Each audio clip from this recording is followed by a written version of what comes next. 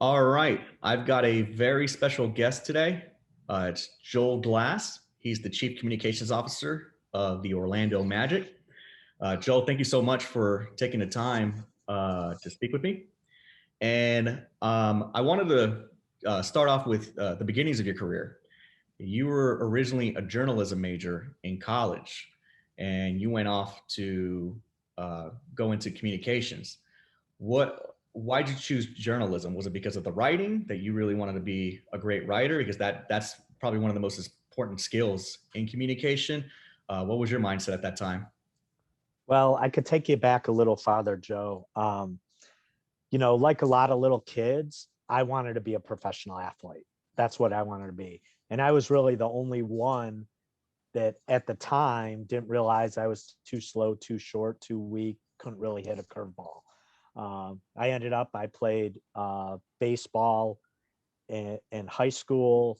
Um, and, I had a halfway decent high school career. Scott Skiles used to always say, everyone has a scrapbook. So I have a scrapbook of that. But as I kind of got towards the end of high school, I still had the thoughts that I wanted to be a pro baseball player. And I really was the only one who couldn't see it.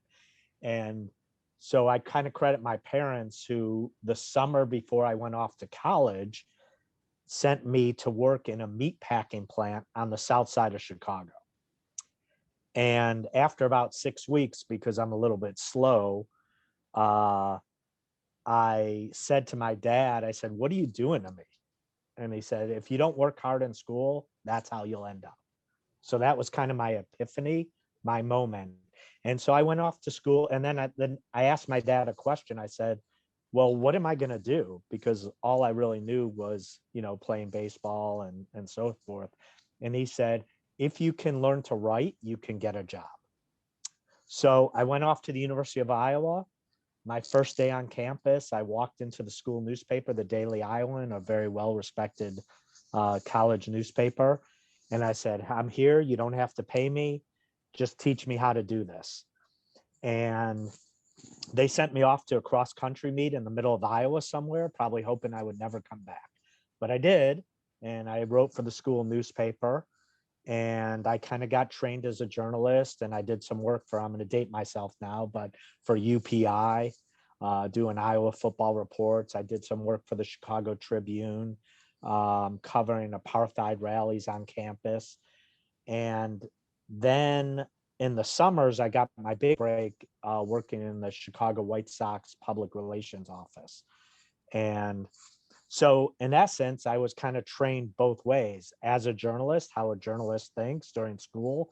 And I spent 3 summers with the White Sox, very fortunate to land that position, thanks to Howard Pizer and others. And I got trained as a PR person during the summer. So as I concluded college, I had to kind of decide which avenue I was going. And I really liked my time with the White Sox and in PR. So PR became my avenue. And really my goal at that point was just how do I make it to the pros? And so PR became my avenue to making it to the pros. And you once declined an offer from the Orlando Magic? Not many people know that. Yes. So I was working at the University of Florida, and I got offered the job as the assistant PR director. And uh, what happened was I went to tell Jeremy Foley, the athletic director of the University of Florida, that I was leaving. And he offered me $5,000 on the spot to stay. And at that time, it sounded like a lot of money. And so I, I just couldn't believe it. And so I stayed another year at Florida. And then I was very fortunate that Alex Martins hired me to join the Orlando Magic. And hard to believe, like I'm entering my 27th season here. Yeah, yeah. And you were kind enough to let me shadow your team on a game day, and I was just fascinated by, what really goes down and behind the scenes with your comms team and all the deadlines you have to meet. You have to meet on game day. Can you tell us like what your day looks like on game day, everything from the morning practice all the way down to, when the game ends? Sure. First of all, the NBA season is a marathon, and it's run at a sprinter's pace. So it's a grind. But at the same day, like, we're so fortunate to be here. But first of all, I have an amazing team in George Galante, Trish Wingerson. Um, those two are my right-hand people. They get all the credit for keeping us organized and helping us set up for a game day and, host the media. And, really we're trying to assist the media to do their job so they can reach our fans and use the media as a conduit fans. But a typical game day is, we'll get here at, call it 7:30 or 8 a.m. Work on game notes, work on statistical material, work on a media seating chart, credentialing, all that goes into a game. And then, the morning shoot around comes usually at home around 10 o'clock from 10 to 11. And then our coach and players talk to the media. So we kind of coordinate those interviews and so forth. Then you get a little break for lunch. On the road, it's an NBA nap. You get a couple hours to wind down before the night. And then, we're back at it again at, 3 o'clock, 2 o'clock, and set up for the game and just get ready to host the media. And, a lot of times we're here till, close to midnight. So it's long days. I think we spend more time with my Magic family than my regular family during the basketball season, but it just kind of is what it is. And, again, we're so thankful to have these positions. There's only 30 NBA teams. And, to think that, you're one of a small group of PR people, it's just very exciting and very rewarding, even through the ups and the downs. Do you ever get some time off? I mean, because your schedule is like the season and then to the draft, and then right after the draft is summer league, and then you're right Right. back to the next season. Is there any time off for your profession? Usually August becomes our off time. That becomes kind of our vacation time. And one time it kind of stopped a little bit more, but nowadays it doesn't. Like, as you said, we go right from the season, hopefully playoffs, draft prep, free agency, summer league. And then, come after Labor Day, you're starting to prepare for the next season. We have a little break in August. It's usually a good time to get away. But it's hard. It's hard for, our staff that have kids because they're starting school in August. So there's not much of a break, but, we find our spots. And something you mentioned earlier was that you like to use the media to reach your fans. And one media that's very well known to all fans is social media. And sometimes, well, I wouldn't even say sometimes. I mean, fans are just very vocal on social media, and they have a lot to say about, it's, I guess you could say social media is where everyone thinks they're the GM of a team. How do you block all the noise from social media, and how do you not let it get to the executives and your mindset, like, look, this is what the fans are saying, trade this player or pick up this player, or they don't like how this player is playing during the game, things like that. How do you block all that noise away? And do you even listen to anything they say? Yeah, I think it's our job to listen. Like, it's important to listen, but it's also our job to kind of decipher what's real and not real. And, a lot of time our critics, which is okay because it fuels us, are the loudest, and that's fine. It's just part of our business. So you have to kind of, you know, measure it and gain an understanding and use it.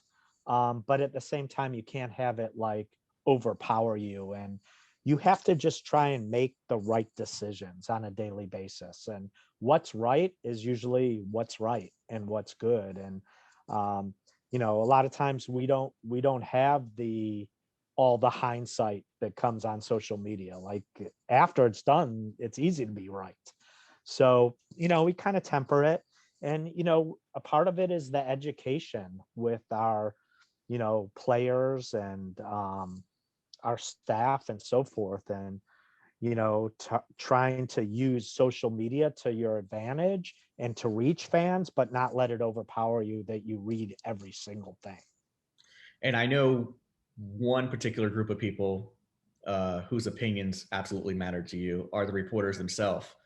And there was something that you said when I saw you speak once that absolutely hit me, and it's still something that I um, like something that I use today. And it's you don't measure media by negative or positive coverage. You measure by fair or unfair. Can you explain that theory?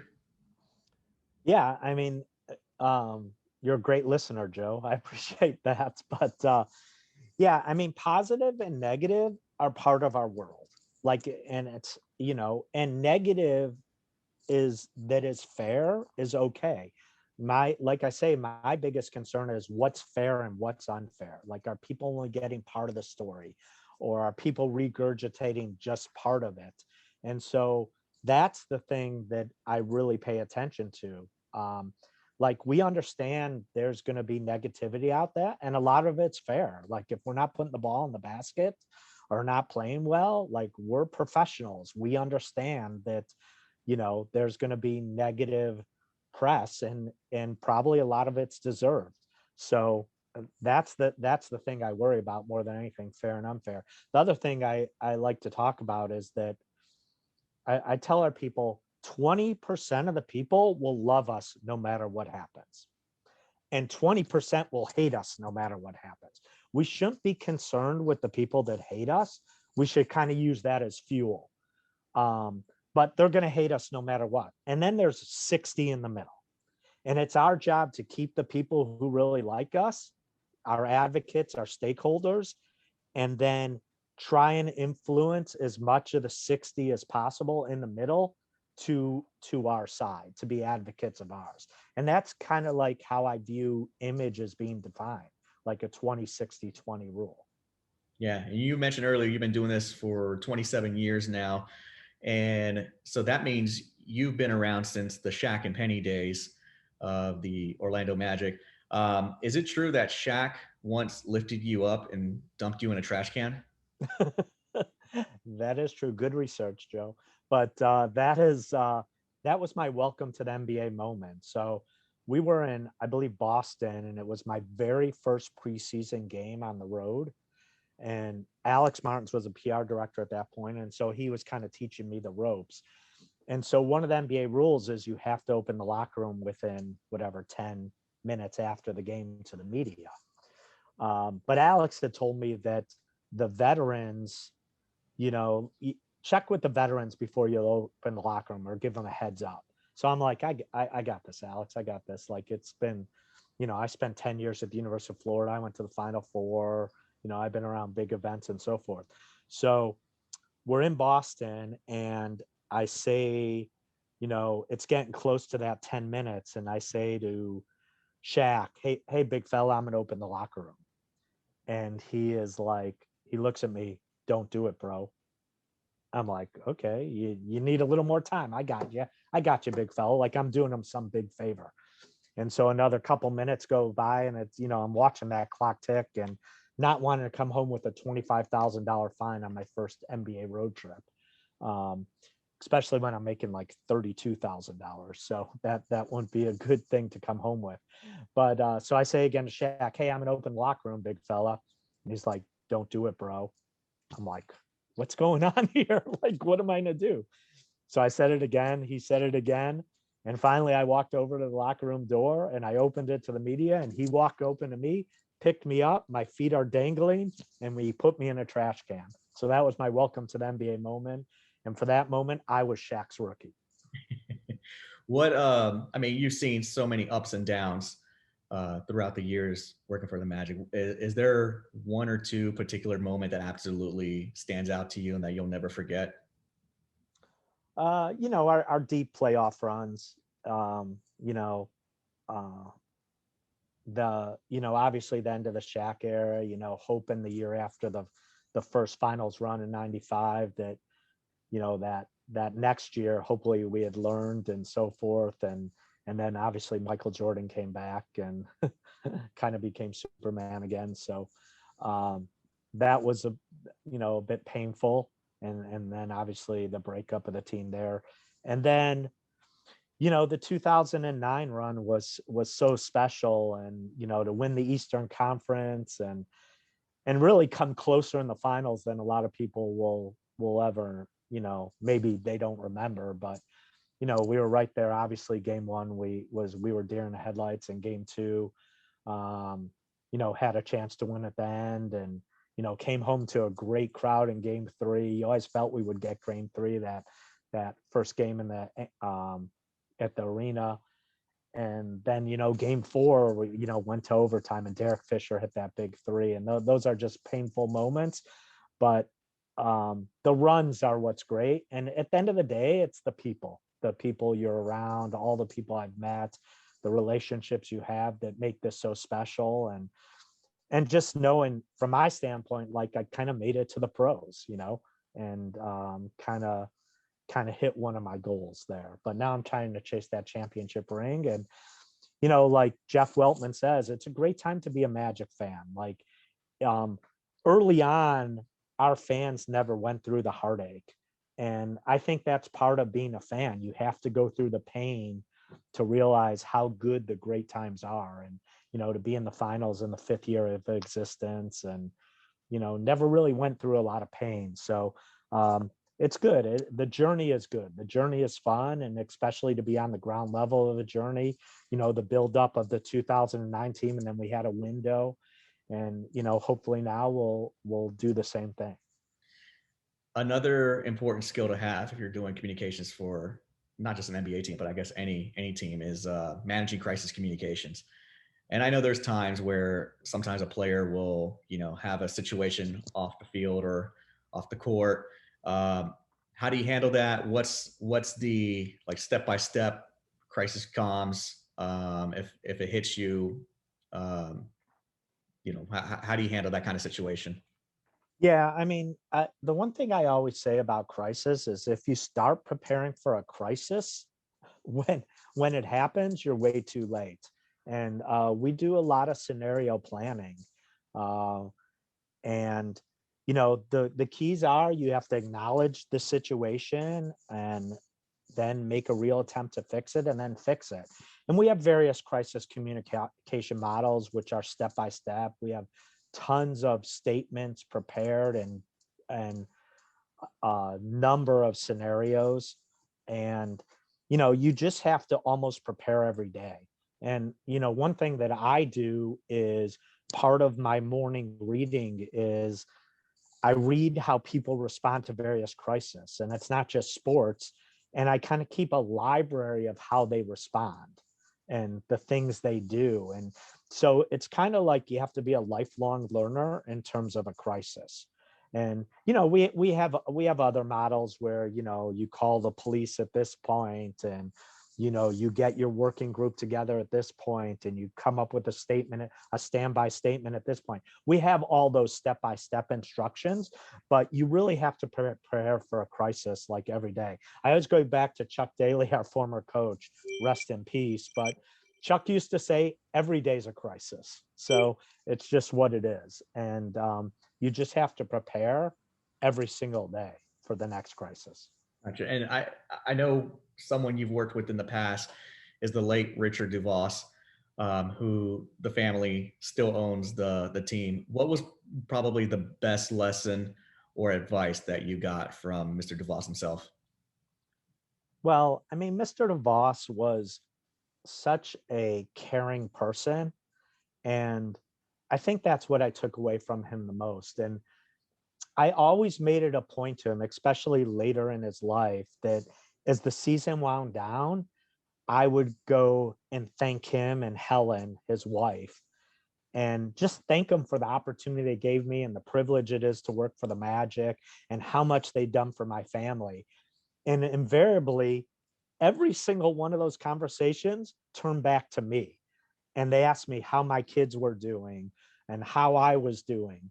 And I think I'll always take that away, that at the end of the day, it's about the people and caring about the people. And, you just try and live up to, like, Mr. DeVos was a cheerleader for the human spirit. That's what he was. And he really cared about people, and he really cared about people who were willing to help themselves. And I'll always take that away. Can you talk about your experience working at the NBA bubble? Because there weren't that many staff people allowed to even enter the bubble, and you were one of the few that got selected. Right. I guess in my opinion, you have to have your PR person in there, or at least somebody in PR, because you got to be able to update the media with what's going on with the team. But what was your experience like? Right. Well, I always say this: if you were going to take two companies and say, solve this problem, you would probably say Disney and the NBA, and put those two together. And their attention to detail on everything from health and safety, the onboarding process, trying to make your life as normal as possible and give you things to do. Um, how we communicate with the media, setting up Zoom. I mean, I'll go back to that March, whatever, 11th date, or March 12th, the day in Oklahoma City. And we had a staff meeting, like a crisis meeting, and none of us knew what Zoom was. And our IT people had to show us, because we had never heard of it. And so obviously that was a big part of it, because we knew we had to keep communicating to our fans. And then, so everything from the onboarding, the health and safety protocols, the daily testing, we all had a pulse oximeter, we had to take our temperature, we had to go in an app, the meal room, the activities, the social justice platforms that arose. It was just an incredibly unique experience. And I honestly say this, I spent 54 days in the bubble, and they were like 54 days I will never forget. And like making ballrooms into practice courts at hotels, like, it's just the level of detail that the league went through was just amazing.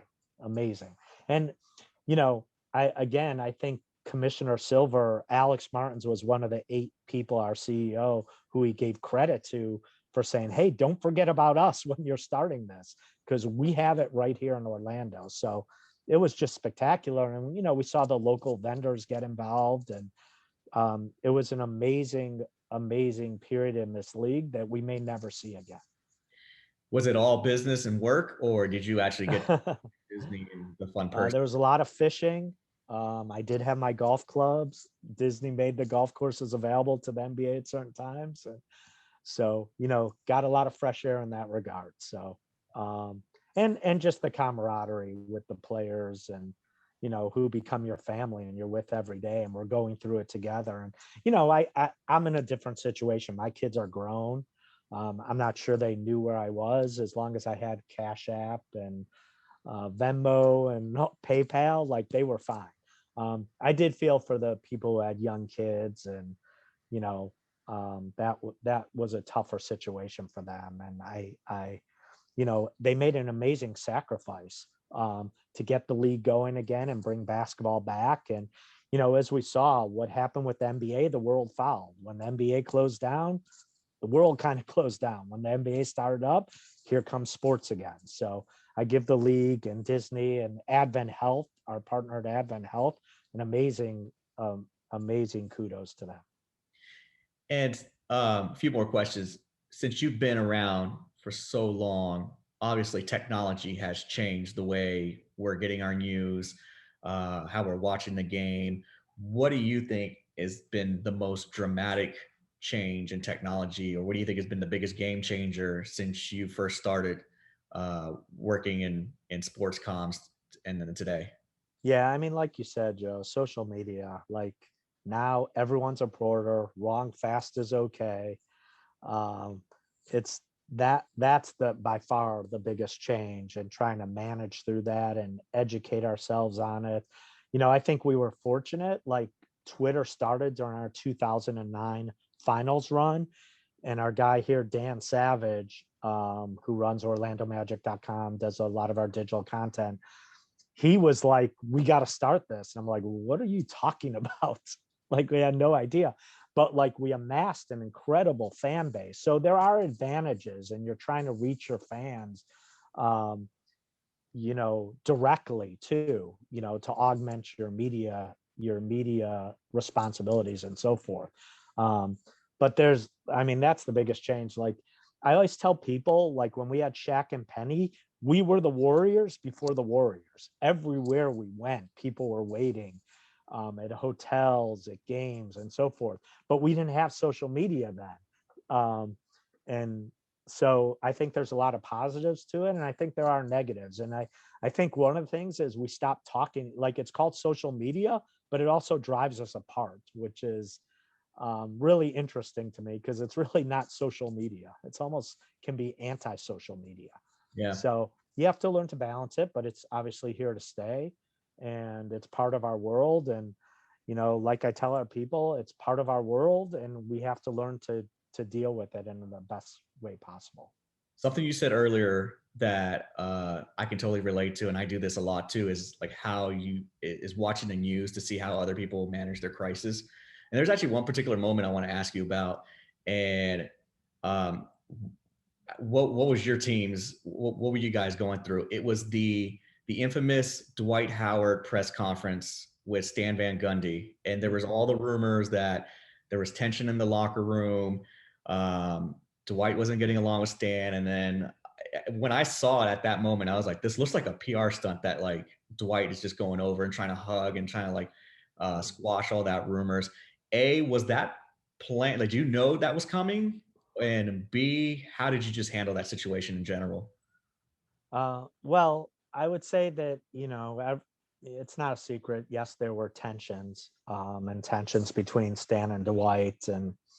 Um, but I would say no, it was not a PR stunt. It's like something I wish I could erase from my memories. And, if I'm being fully transparent, you could sense it was coming, but you didn't know when.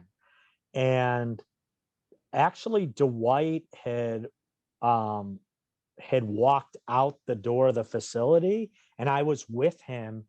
And my thing was like, let's get him to get away. Let's take a breath and then go from there. But a very good reporter, and Brian Schmitz, who I give him credit, kind of grabbed Dwight from the players' parking lot and brought him back into it.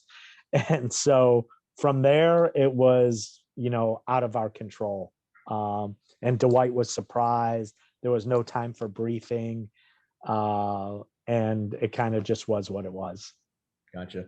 And last question, what's your definition of success? Well, I wake up every day thinking about the same thing. How do we maximize the positive, tell our stories to connect with fans? Like, those are the things I think about. From a strict PR standpoint, again, in full transparency, it's maximizing the positive and minimizing the negative. But we want to tell stories and use the media to connect with our fans. That is the whole goal of PR. And if you can do that, you're winning. And how do you win every day? And there's small wins and there's big wins. And there's things that you can control and there's things that you can't control. And that's all okay. That's all okay. But at the end of the day, you want your fans to have a connection, an emotional connection to your players. And the media plays a huge role in that, really, as a third party, because it's not us talking about ourselves, it's someone else talking about us, and it's very powerful. And I respect the job that the media has to do. And my thing is, how can we use the media to reach our fans? Gotcha. Joel Glass, thank you so much for taking the time, and really appreciate you speaking with me. Well, I appreciate this opportunity. Thank you.